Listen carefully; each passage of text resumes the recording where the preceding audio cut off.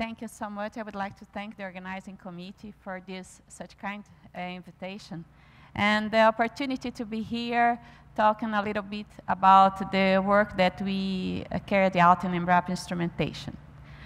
My talk today is about laser-induced breakdown spectroscopy that we usually call LIBS.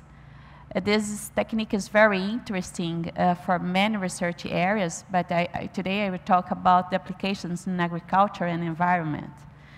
But before we talk about this issue, I would like to talk a little bit about agriculture. The expected population growth per region in the world is showed in this figure. Until 2050, the population growth should reach more than 10%, resulting 2.3 billion more people to feed. Will be around 9 to 10 billion people in the world. And unfortunately, Africa and Asia should present the major population growth in the world in areas with low income and low agricultural productivity. Then we need to feed all these people, and projection shows that food production will increase 70% by 2050 to feed the world's growing population. And as a function of climate, natural resources, and technology for large-scale production, FAO has demanded to Brazil a 40% increase of food production. And when we talk about food production, it seems economic activity for low-developed country, and it's not true. When we see the biggest food exporter in the world, we see that United States occupies the first place, and in second place we have the European Union. And if we consider an individual country, Brazil is the second largest exporter. And it's important to emphasize that in the years 60 and 70, Brazil was an importer of food, receiving USAID donation. And recently, in 2016, FAO published a document saying that Brazil will be the largest food exporter in 10 years. And our economy has a good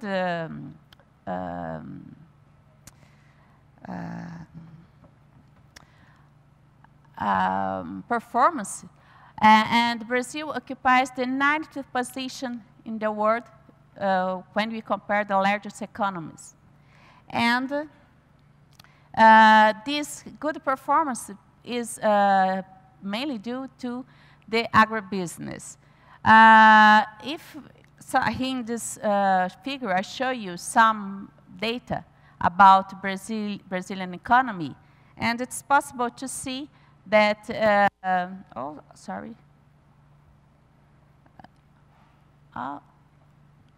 And the laser pointer is the center. This one? Okay, thank you, thank you.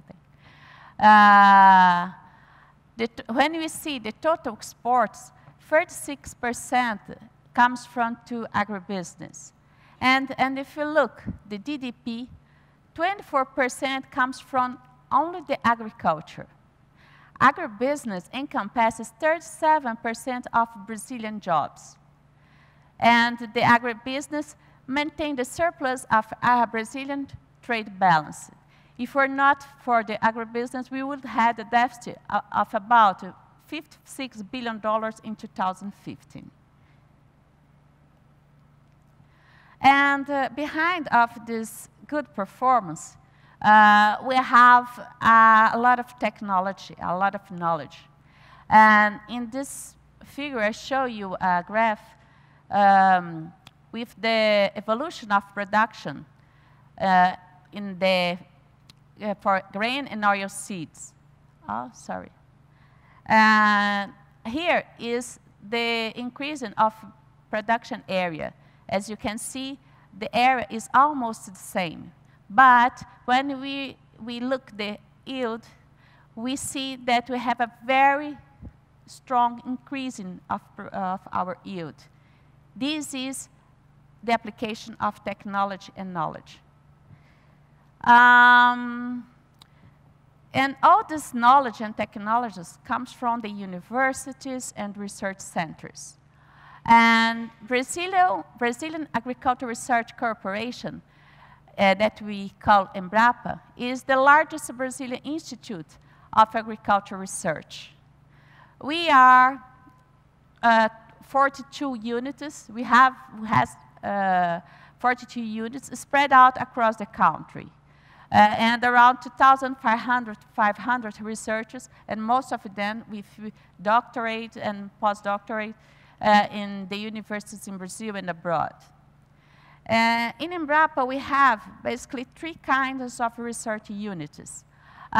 We have eco-regional units, we have products units, and also we have basic theme units.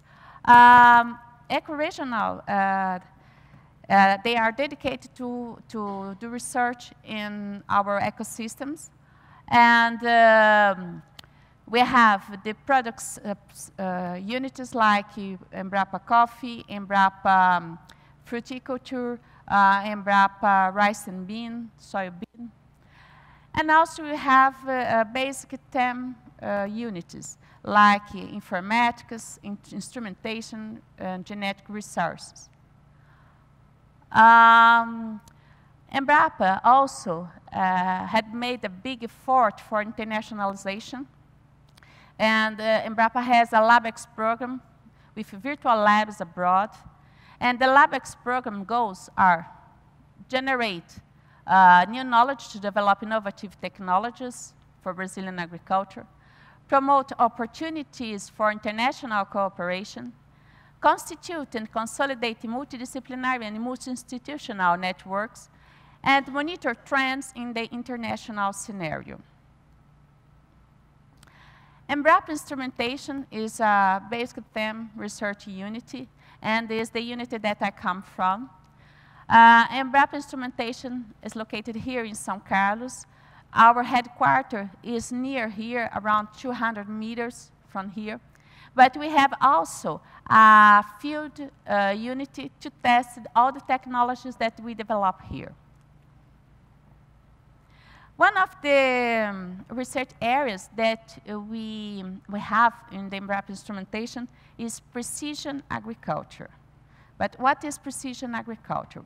Precision agriculture is a way to manage the rural property, taking into account the temporal and spatial variability. And one of the main bottlenecks of precision agriculture is the sensors. Soil and crop map needs many sensors, and sometimes we need to develop this kind of sensors. We need sensors to evaluate the nutritional status of plants, hydric stress, soil pH, soil fertilization, soil contamination. We need a lot of sensors. And laser-based sensors are very interesting because usually it's possible to develop portable systems. Also, in this kind of technique, we need little or no sample preparation. And usually the cost of analysis is very low. And today I will talk to you about laser-induced breakdown spectroscopy. It's a laser-based technique, and we use in many areas in Embrapa Instrumentation.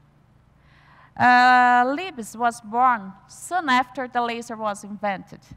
The researchers at that time observed that when they focalize a high-energy laser, they produce a plasma. Then they thought, if I collect the light emitted from this plasma, it is possible to do a multi-elemental analysis of that gas. Then, but in that time, it's not possible to build good LIBS systems. And then only in the 90s, some researchers from the United States published a paper showing the feasibility to use this technique as an analytical technique. And then the technique has been applied in many research areas. Here I show you all the process step by step. First, the laser hits the sample absorbs this laser and occurs heating. Then ablation process starts.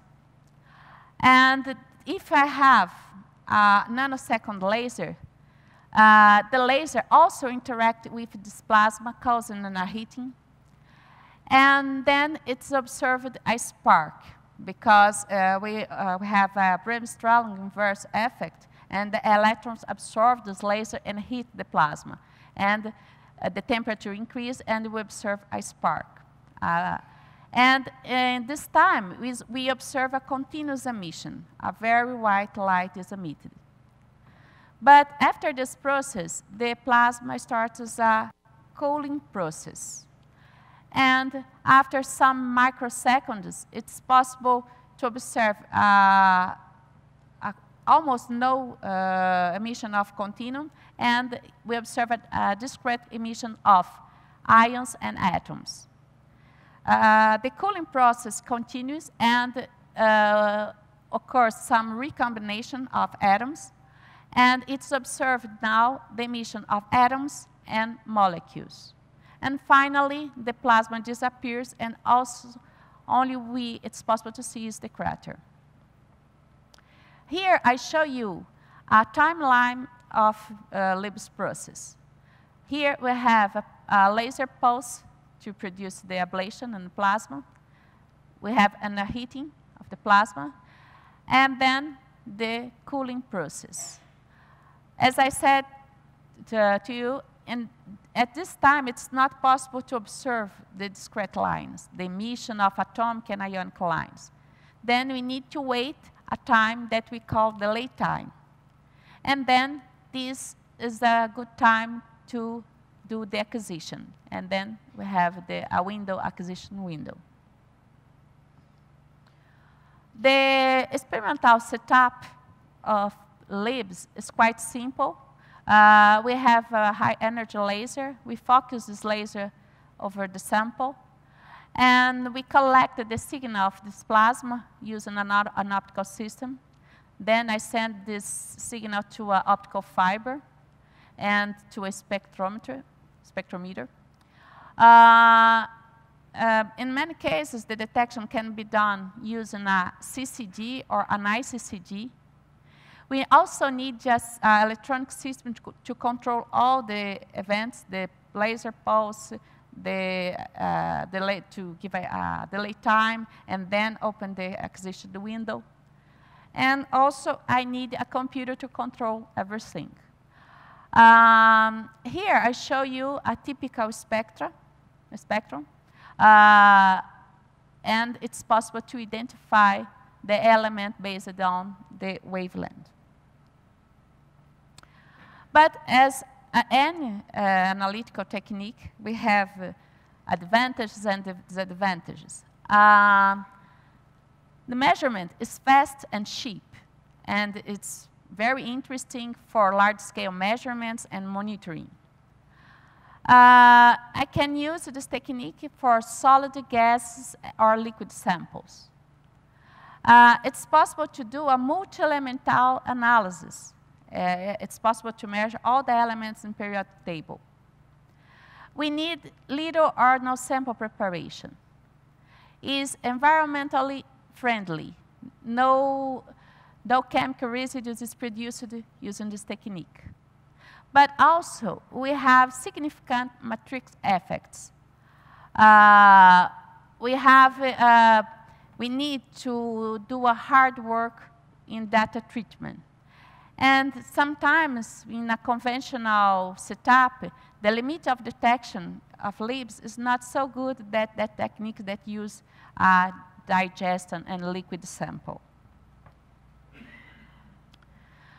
We can use this technique in a qualitative and quantitative way. For example, NASA sent the rover Curiosity to Mars, and embedded in this curiosity, we have a LIBS system. And many information that we receive here about the rocks, about the soil, comes from instrumentation like that. And we can work in a quantitative measurements. Then, in this case, it's possible to use two kinds of strategies. Calibration-free. In this case, I have an internal standard with non-concentration, and I evaluate some plasma parameters like plasma temperature, electron density, and it's possible to develop a model to quantify the other elements in your sample. It's possible to use also a calibration user reference technique. Then I measure a set of samples, calibrate our system, and then the system is able to do large-scale measurements. Now I'll talk about the potential of LIBS for agriculture. Our first contact of this technology was to evaluate carbon in soil. Embrapa has a big project addressed to climate changes. And we need to evaluate emissions of greenhouse gases and also evaluate the soil carbon sequestration. Then we need to measure carbon in large scale at the surface and depth. Currently, we have two techniques to do this, to do quantitative measurement of carbon in soil.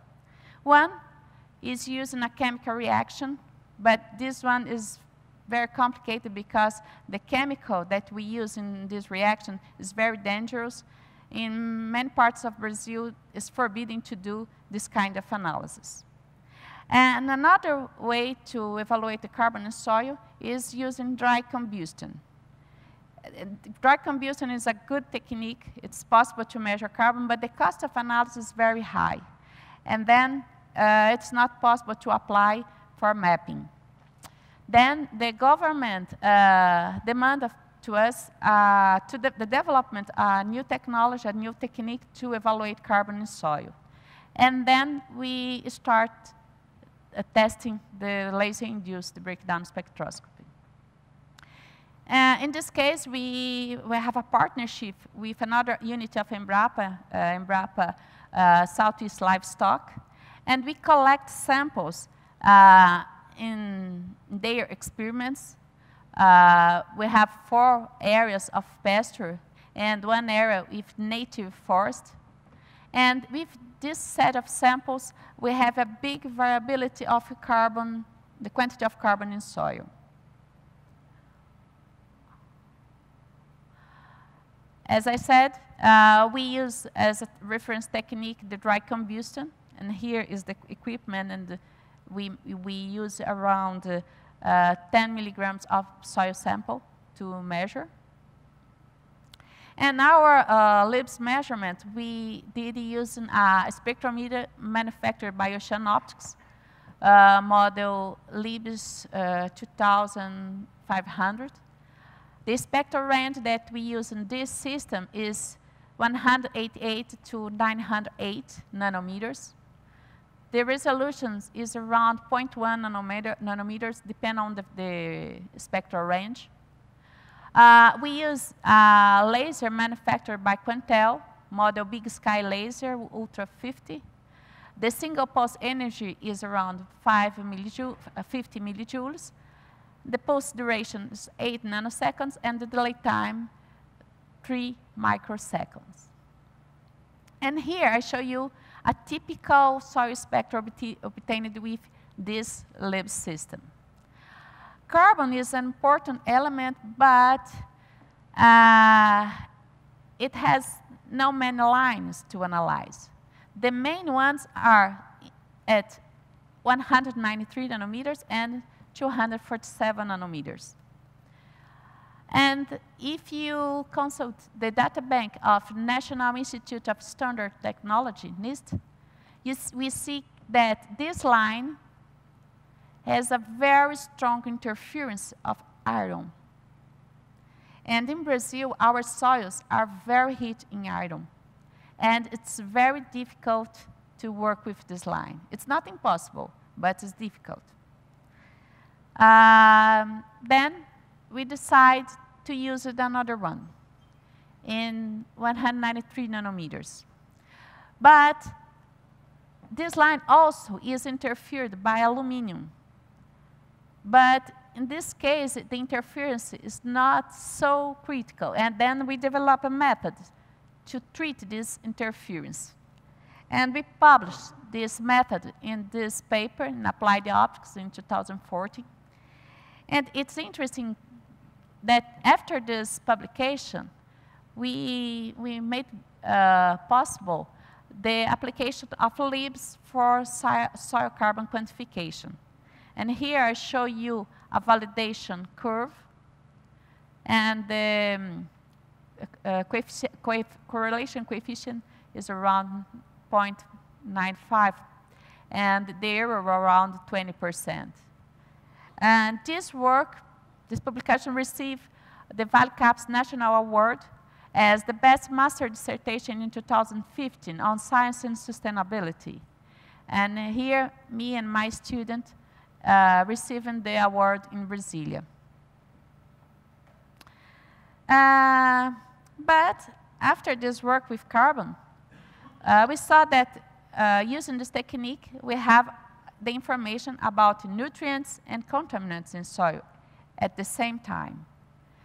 And then we decide to study soils under silage sludge application and to evaluate a multi-elemental analysis, to do a multi-elemental analysis. In this case, we use another strategy to treat our signal. In the first case for carbon, I showed you a univariated model. And now I show you a multivariated model using artificial neural network. In this case, we choose all these elements, and for each element, we use several lines to do the quantification. If we look to Pearson's correlation coefficient to compare LIBS and the reference technique, the values were higher than 98%. But the best result is not this one. If you look the limit of detection, for example, for barium, the limit of detection is 8 milligrams per kilograms. And according to Brazilian laws, the permissive limits in soil is 300 milligrams per kilograms. And the same behavior was observed for all the elements. Then, for the elements tested, LIBS could be used as a tool to evaluate soil contamination.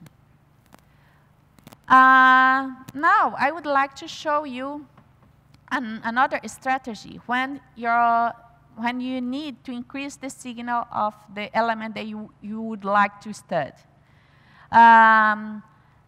In this case, I show you a strategy to build a double pulse LIBS system. In this case,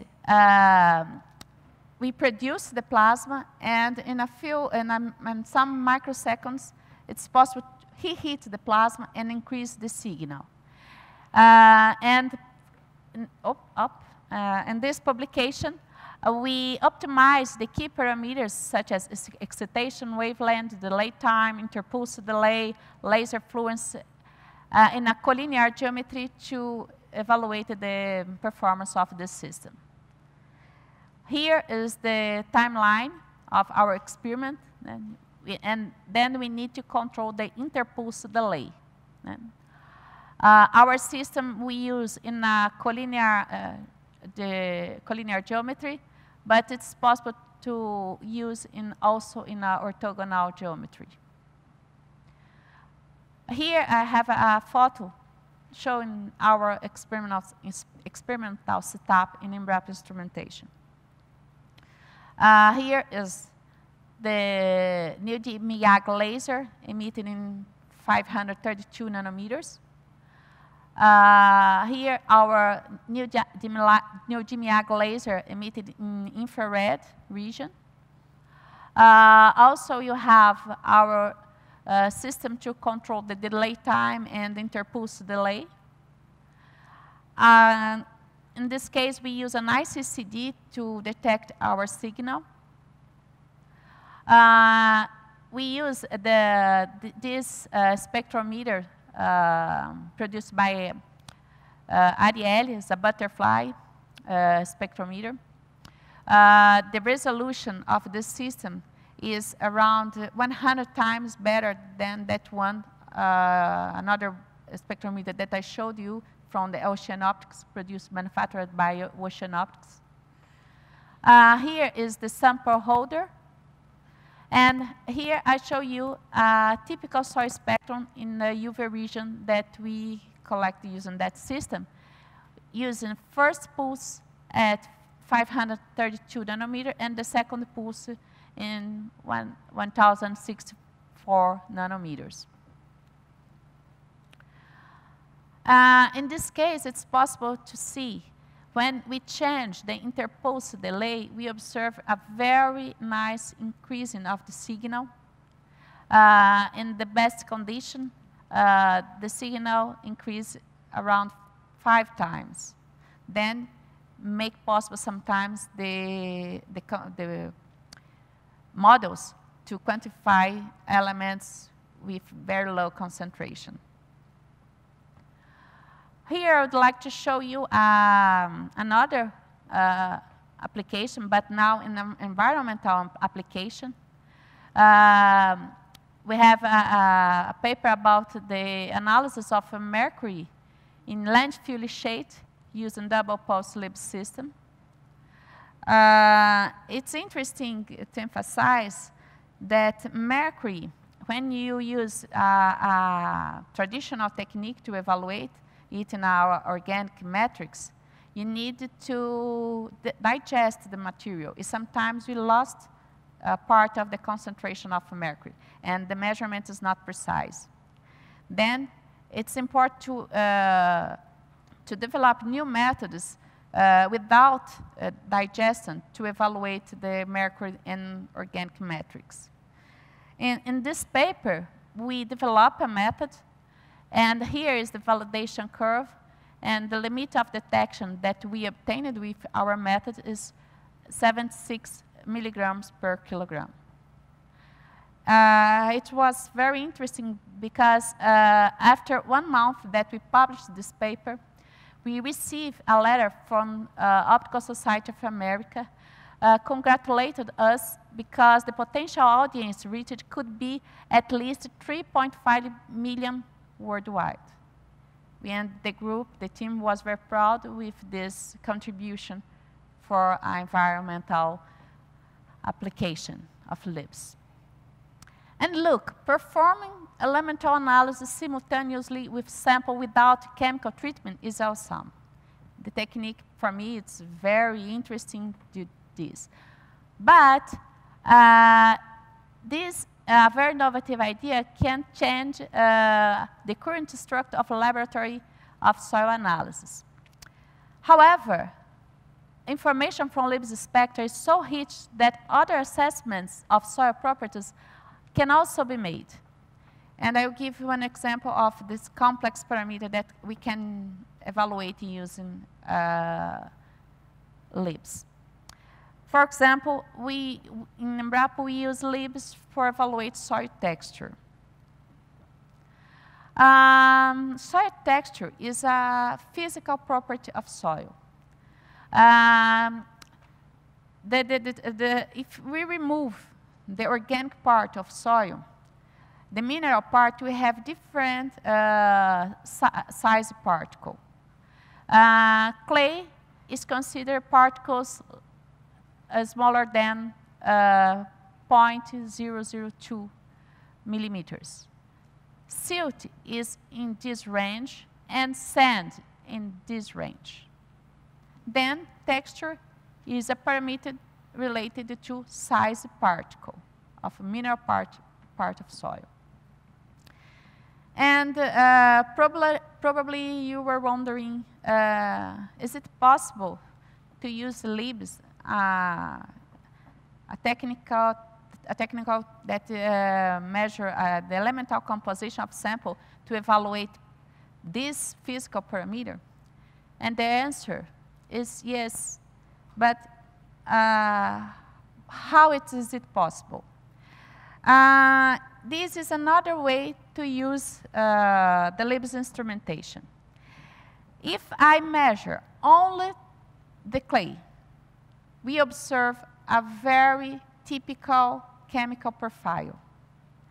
If you analyze only the sand, we observe another one chemical profile. And the same occurs with silt. Then, if I use a multivariated model like PLS, it's possible to classify the samples and to develop models to estimate the quantity of sand, silt, and clay.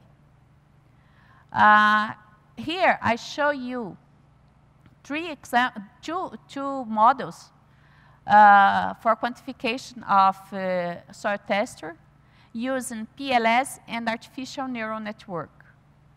The reference method is the current method that the soil laboratory use, pipette methods.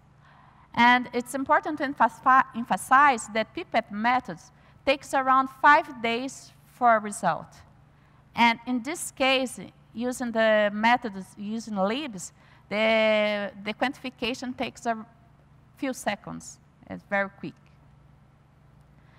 And with this experience in instrumentation, in methods for quantification and classification, we start a project to develop a portable LIBS system to embed a rover to do measurements in field. And in 2014, we demonstrate the feasibility. We developed a rover in partnership with the University of São Paulo. This rover has also a platform for drone to do aerial images. And then it's controlled at distance. And it's possible to see in this region the laser reaching the soil. And all the data was sent to our laboratory. Okay? And after this, recently, we developed a new version of this robot. And this is our challenge, to take this system from the laboratory to put in this platform. And this platform supports this instrumentation. In details of this project,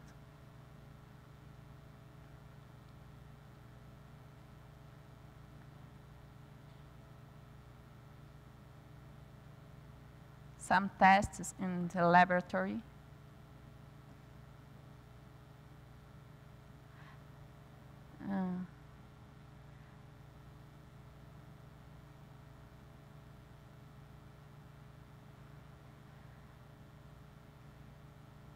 Oh, no, so sorry.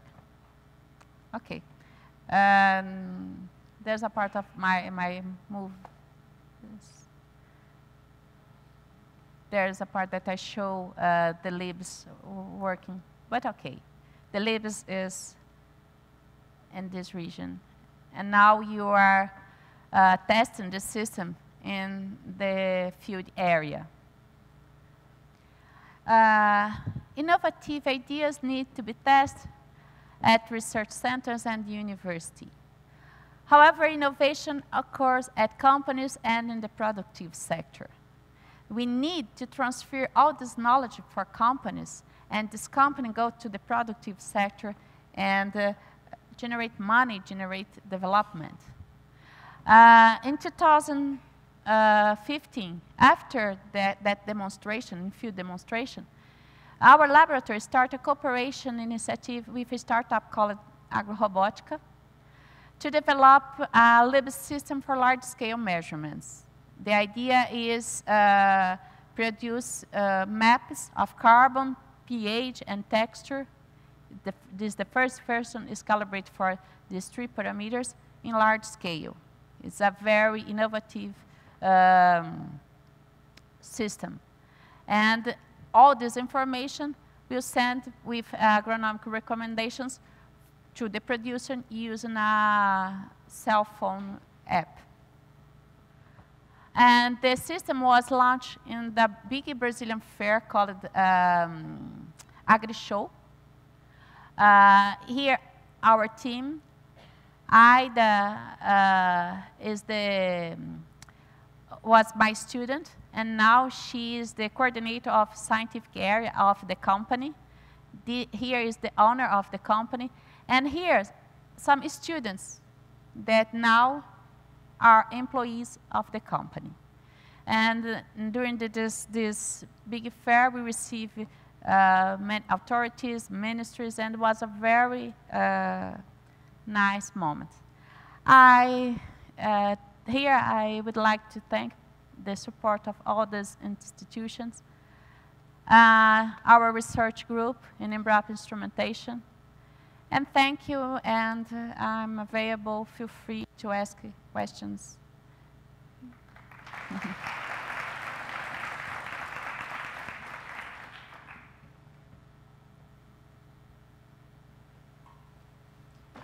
We are open to questions. Anyone?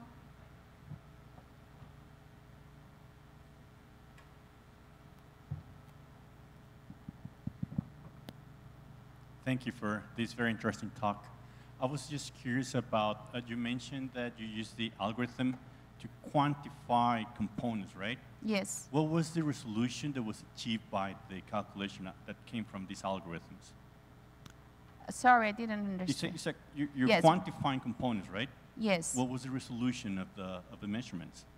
As I said, we use 2 kinds of strategies to quantify. Sometimes we use a univariated model using the intensity of line or the area of line, and sometimes we use a multivariated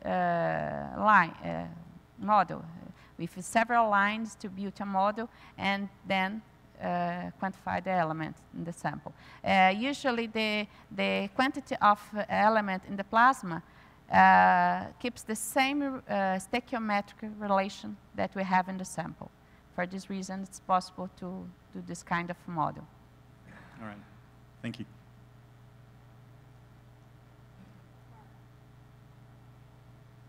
Hi, Débora. Thank you for the nice talk.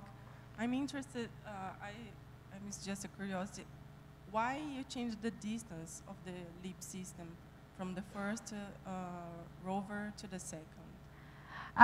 Okay, because at that time, it's not possible to walk in a very good way in the row of the plantation. Okay, then we developed now a system with dimensions appropriated for soybean production. Okay, that one, it's only a proof of concept, and now we have typical dimensions to go in the field in a soybean plantation, the distance of road. And wheels. this higher distance doesn't compromise the results? Look, yes, to measure the plasma at distance, not an easy task. We need to develop all the optical system to collect the signal in the plasma at distance and have a good signal in our detector. But this is necessary when we talk about the plantation, because it's there is a correct time to go in the field, and I need this distance due to the plant, because I have plants and I need to do this measurement during the planting grow, not on the soil And also, I uncovered would like soil. to know if the robot is trained to avoid like pieces of stones or like dead leaves or Yes. something, or like it can distinguish between what is really soil. Artificial vision? Yeah. Yes, the group of University of São Paulo is developing artificial vision to do this kind of, to face this kind of problem in the field. Okay. Thank you. Any more questions?